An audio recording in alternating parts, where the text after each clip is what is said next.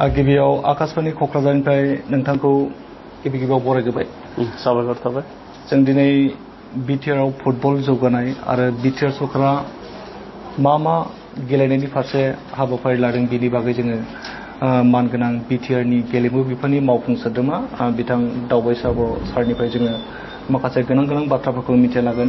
आं गिबियावनो नोंथांनिफ्राय बे बाथ्राखौसो मिथिनो लुबैगोन, जिहेतु बिटिआरआव दायो मोनसे फुटबलनि जावरिखांनाय बेबायदि थासारिखौ जोङो नुनो मोनदों। दा बे बेलायाव 133थि दुरान्ड कापनि नोंथांमोना खुंनो साखाफारा जागासिनो दं, बेयो माबायदि सोलिगासिनो? 133थि दुरान्ड काप एसिया हादोरमानि बयनिख्रुइबो गोजामसिन बियो बादायलायनायनि मोनसे इभेन्ट बियो फुटबलनि, जायखौ जोङो दुरान्ड काप होननानै बुंदों। बियो देग्लाय बिटिआरआव एखे लोन्थेरियै माने खननै थांनाय 2023 मायथाइयाव जोङो 130नि बे दुरान्ड कापखौ क'क्राझारावनो जोङो मोजाङै खुंफुंनानै हरनो हादोंमोन। बेखायनो देग्लायबो बे 133 खेब दुरान्ड कापखौ जोंखौ खुंफुंनो थाखाय खाबु होबाय। आरो 30 जुलाइनिफ्राय जागायनानै 21 आगस्तसिम बे बादायलायनाया जागोन आरो बेयाव 4 गोख्रों दोलोआ बाहागो लागोन। जोंनि जायगानिनो गोख्रों हान्जा Bodoland FC, north east United FC Orissa आरो बेनिफ्राय बिएसएफनि मोनसे हान्जा, गासै 4 हान्जाया। जोंनि जि साखाफारा बियो जाजोब्बाय। फोथार बानायनायनिफ्राय लानानै माखासे जिखिनि गेलेगिरिफोरनो खाबुनि थाखाय माखासे इनफ्रास्ट्राक्चार नांगौ जायो, बे गासैखौबो जोङो बानायजोबनाय जाहैबाय। आरो जोंनि बे गेलेनायखौ क'क्राझाराव जागायजेननायनि हाबाफारियाव जोङो हारिमुवारि दिन्थिफुंनायनि थाखायबो माखासे राहा लानाय जादों। बेनि रिहार्सेल खालामनायनिफ्राय लानानै गासिबो जागायजेनबाय आरो जोङो बे खेबाव गुबुन जायगानि एबा गुबुन हारि होननानै जों बुंनांगोन, डिमासाफोरनि मोनसे हान्जा मोसानायखौ जों बेवहाय दिन्थिफुंनो नागिरदों। बेनि अनगायैबो जोंनिया बर'नियाथ' थाखाबायानो बागुरुम्बा बा दावस्रि देलाय मोसानाय आरो बिहुनि मोनसे मोसानाय थागोन। बेजों लोगोसे जोंहा आर्मि बिथांमोननि माखासे हारिमुवारि दिन्थिफुंनाय आयदा बेबो थागोन। आरो 30 जुलाइ खालि जों बेखेवजेननाय हाबाफारियाव आलासि महरै जोङो भुटाननि बारग' प्राइम मिनिस्टार सासे बिथांखौ जों लिंहरदों, बिथाङा फैगोन। लोगोसेयैनो मिज'रामनि गेलेमु मन्त्रि एबा स्पर्ट्स मिनिस्टार बिथाङाबो फैगोन। आरो आर्मिनि चिफ, एयारफर्सनि चिफ, गासैबो आर्मिनि गोजौ बिफाननि अफिसार एबा मावख'गिरि बिथांमोना थागोन। लोगोसेयैनो जोङो जोंनि बिटिआर ओनसोलनि गोजौ सोलोंसालिनि गोरायुंजों लोगोसे एबा दैदेनगिरि आरो जोंनि गुबुन दल संगठननि दैदेनगिरि बिथांमोनखौ जों हांख्रायनाय जादों। जिहेतु नोंथाङा बुंनाय बायदिनो एसियानि मोनसे गोजामसिन आरो भारतनिनो मोनसे देरसिन होननानै बुंबाबो गोरोन्थि जानाय नङा। दिनै बे दुरान्ड कापखौ जे हादरनि गुबुन जायगायाव जे खुंबोबाय थादों, नाथाय बिटिआर ओनसोलाव सिगाङाव जे दुरान्ड कापखौ खुंनाय बा लाबोनो हानायखौ नुनो मोनाखैमोन। नाथाय नोंथांमोना बुंनाय बायदिनो जे थांनाय बोसोराव जे खुंफुंनो हादों आरो देग्लायबो बे रोखोमैनो जे खुंफुंनो थांगासिनो दङ, माबोरै नोंथांमोना दुरान्ड कापखौ लाबोनो हानायाव दिनैसिम जाफुंसारनो? भारत हादरनि बयनिख्रुइबो देरसिन आरो एसिया हादरनि गोजामसिन बे गेलेनायखौ जोंनि मोनसे जों गोरिबखौनो होनना बुंनांगोन काउन्सिल, बे काउन्सिलाव जोङो खननै बोसोर खुंनायनि जि खाबु बेखौ मोननाय आरो बेखौ जों खुंफुंनो थाखाय जोंनि गोसोआव साहस मोननायनि गुबै सुबुङानो जाबाय दानि बिटिआरनि गाहाय खुंगिरि प्रमद बर' बिथांनि जि मोनसे गुन गोनां जोंनि ओनसोलखौ दैदेननाय आरो बिथांनि जि जोबनो गैयै मेंनो रोङै जि खामानि मावनाय, बेनि थाखायनो बेयो जाफुंदों। थांनाय 2023 मायथाइनि मोनसे थासारि, दुरान्ड कापखौ जोङो खुंनायनि कुनु सम्भावनायानो जोंहा गैयामोन। जोंहा फोथार गैयामोन, जोंहा गेलेगिरि बा गेलेनायखौ नायनो थाखाय नायगिरिफोरनि थाखाय बिदि जिरायसालि बा पेभिलियन जोंहा जेबो गैयामोन। दा नाथाय थांनाय बोसोराव दुरान्ड कापखौ खुंनो थाखाय जोङो खाबु जोंनो होनाय लोगो लोगो बा गनायथि होनाय लोगो लोगो भारतनि रौनिया हान्जा आरो अल इन्डिया फुटबल फेडारेसन, लोगोसे आसामनि गिबि मन्त्रि डक्टर हिमन्त बिश्व शर्मा बिथांमोननि जों गनायथि मोननाय लोगो लोगो प्राय 1.5 माससोनि गेजेरावनो जोङो 11,000 सुबुङा जिरायनानै नायनो हानाय आयरन गेलारि जों बानायदों। बेनि उनाव जों फोथारखौ बानायदों। बेबायदिनो इनफ्रास्ट्राक्चारखौ जों एसेब्लाबो बानायनानै लानो हादों। आरो देग्लाय जोङो सेन्ट बेस ग्राउन्ड जों बानायनो हाबाय, जेराव फिफा एप्रुभ जानो थांगासिनो दङ। आरो सा सानजा भारतआवनो बियो साबसिन हयथ' जागोन। आरो जोंहा फ्लाड लाइटखौबो थांनाय बोसोरावनो जों बानायनाय जादों।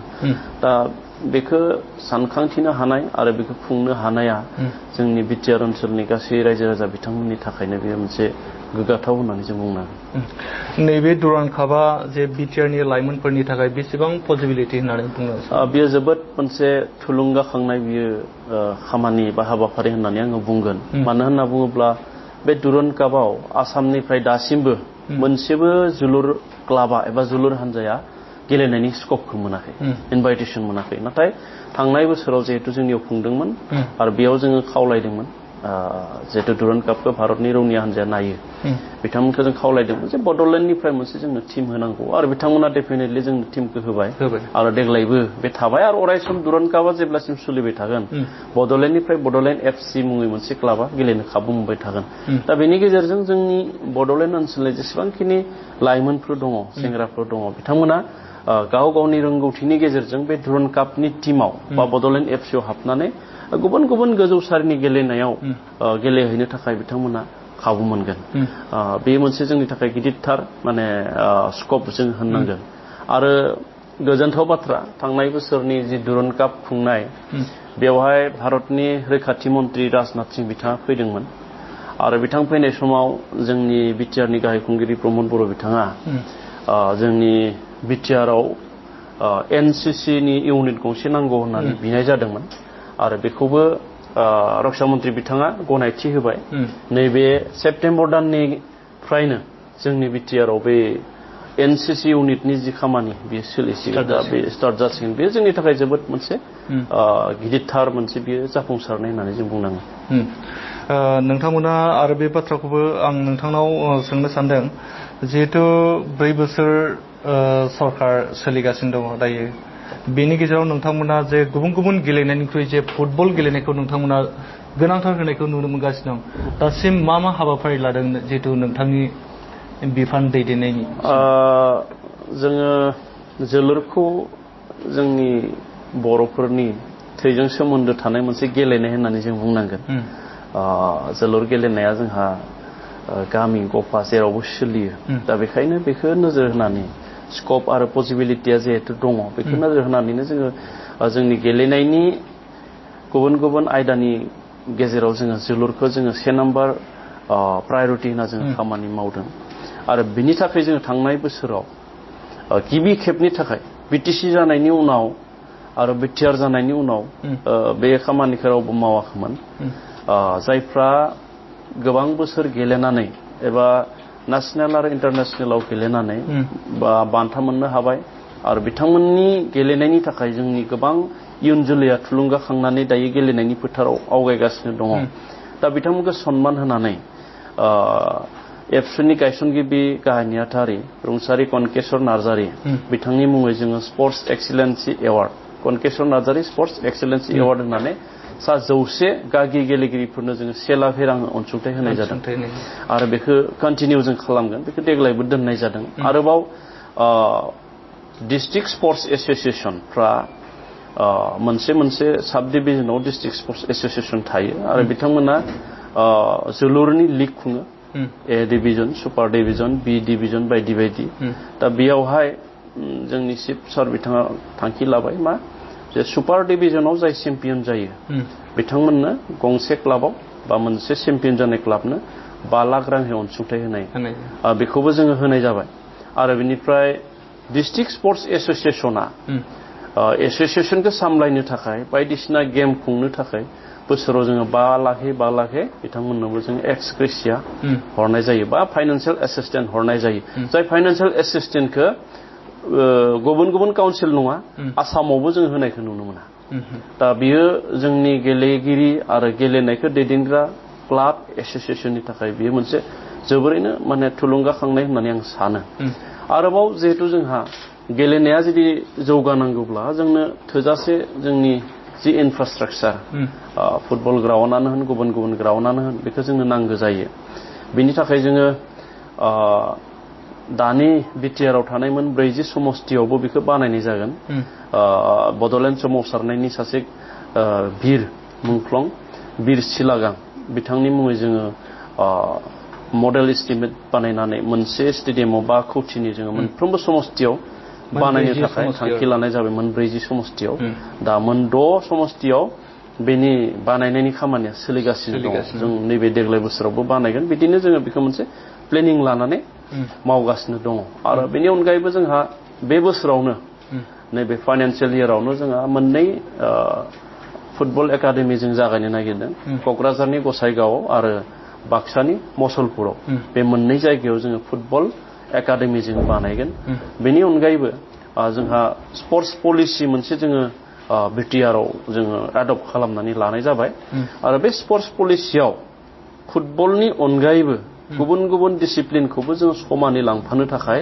बे स्पर्ट्स पलिसियाव जोंहा दंजोबो दा बेखिनि खामानिखौ मावनो हायोब्ला आं सानदों जोंनि बड'लेण्डआव गेलेमुआ जौगागोन आरो गेलेमुनि गेजेरजों गोबां लाइमोनफ्रा गाव गावनि जिउखौ दाना लानो हानायनि जि खाबु बे खाबुखौ मोनगोन खोब मोजां बाथ्रा बुंथिबाय नोंथाङा जोंनि अल इन्डिया रेडिअ क'क्राझार जितु सेन्टारनि गेजेरजों बे समाव आङो नोंथांनिफ्राय बेखौबो मिथिबावनो लुबैदों जे बिटिआरआव गोबां रोखोमनि जे लाइमोनफोर जे गेलेनायनि फारसे गोसो आग्रह जादों दा बेफोर लाइमोनफोरखौ जे गेलेनायनि फारसे गोजौ फारसे लांनायनि जे बिटिआर सरकारा माबाफोर जर'खा हाबाफारि लादोंमोन जोंहा मोनसे हाबाफारिया दंबाय थाखायो जायफ्रा नेशनेल आरो इन्टारनेशनेलाव मेडेल मोननानै फैबाय बिथांमोननो जोंनि स्पर्ट्स डिपार्टमेन्टनिफ्राय फाइनान्सियेल एसिस्टेन्ट वान टाइम जों होयो आरो जायफ्रा गेलेनायजों लोगोसे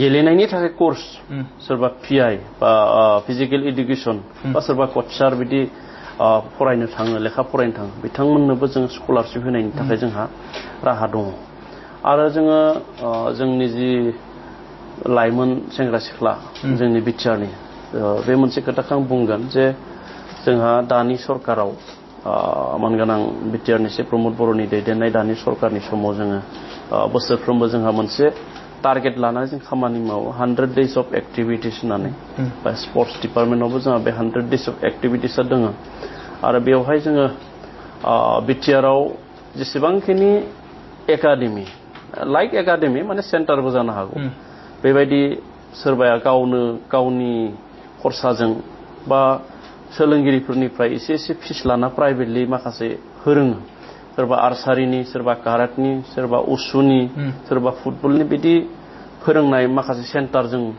जोंनि बिटिआरआव जोङो नुनो मोनदों बिथांमोननि लिस्टखौ जोङो लानो नागिरदों आरो लानानै जोङो सावरायलायना बिथांमोननो रांखान्थि अनसुंथाइ होनायनि थाखाय जों खोथाखौ सिन्था खालामबाय थानाय जादों बे बाथ्राखौबो नोंथांनिफ्राय मिथिनो लुबैदों जिहेतु नोंथाङा गोबां जे बिटिआर सरकारनि हाबाफारि लानायखौ जे जोंनि गेजेराव बा जोंनि गेजेराव फोरमायबाय थारैनो नोंथाङा बुंनो सानो नामा जे सिगांनि सरकारा बेफोरबायदि पलिसिखौ लायैनि थाखायनो दिनै लाइमोनफ्रा स्कप मोननायाव एसे आंखालाव गोलैदों बेखौथ' जोङो रुजुनानै नायोब्ला डेफिनेटलि थांनाय समनि सरकार बिथांमोननियाव बे पलिसिखौ जों नुवाखैमोन आरो बिथांमोना बेबायदि प्रग्रामखौ जोङो अर्गानाइज खालामनायखौबो जों नुवाखैमोन जोबोद गोजोनथाव बाथ्रा जे जोङो थांनाय 2022 मायथाइयाव सा सानजा भारतनि सेक्सिडल काउन्सिलखौ लानानै आइएसपिएल मुंनि मोनसे जोङो टुर्नामेन्टबो खुंखांबाय आरो बे आइएसपिएल टुर्नामेन्ट खुंनायनि गेजेरजों सा सानजा भारताव थानाय दथिपारियानि जि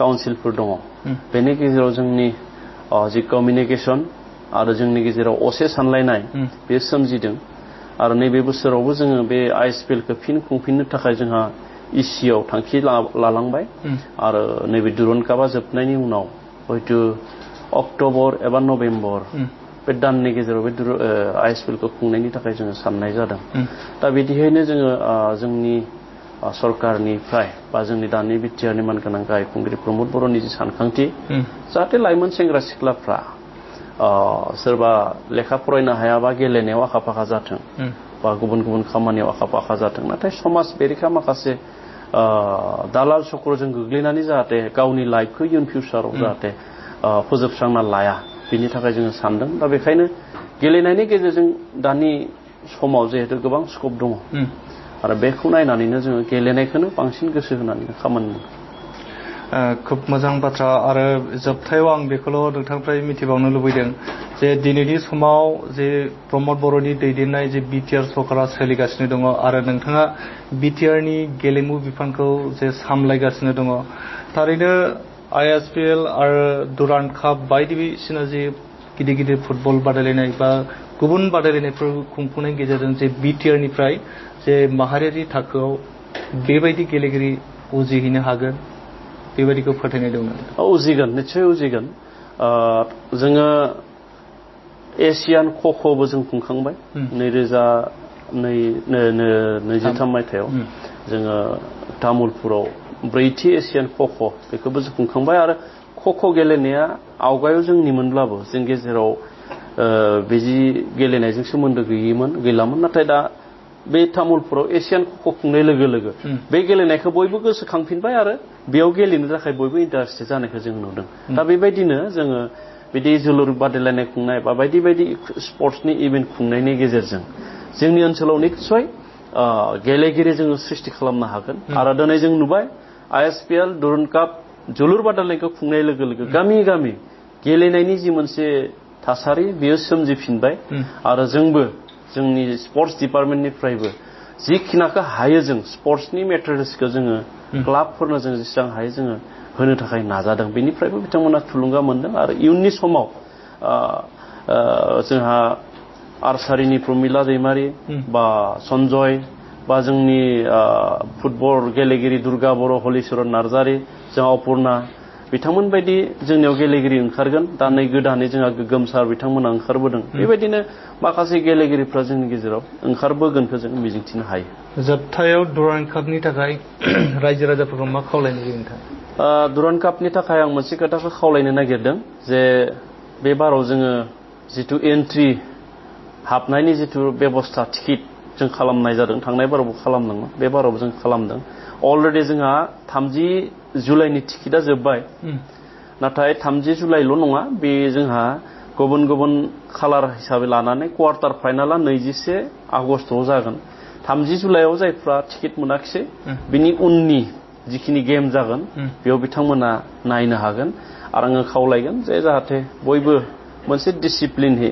जायफ्रा टिकेट लाबाय एन्ट्रि पास मोनबाय बिथांमोना मोजाङै नायो मोजां मोनसे डिसिप्लिनखौ बजायना लाखियो दा क'क्राझारनि जि परिबेस जोंनि बिटिआरआव जानाय जि परिबेस बेयाव जुदि जों गाज्रि आखु देखायनो लायोबा जोंनि जि सिनायथि सारा मुलुगावनो गाज्रि हिसाबै गोसारगोन दा बेखायनो मोनसे डिसिप्लिन मोनसे आब्रुथिजों बयबो जाहाथे नायो बयबो जाहाथे सहजुग खालामो बेयाव दल संगठन राजनितिनि खोथा नङा बेयो जोंनि जायगानि सिनायथि जोंनि बयनिबो थाखाय बेयो गोनांथार बेखायनो बयखौबो खावलायगोन आं बयबो जाहाथे बेयाव क'अपारेसन खालामो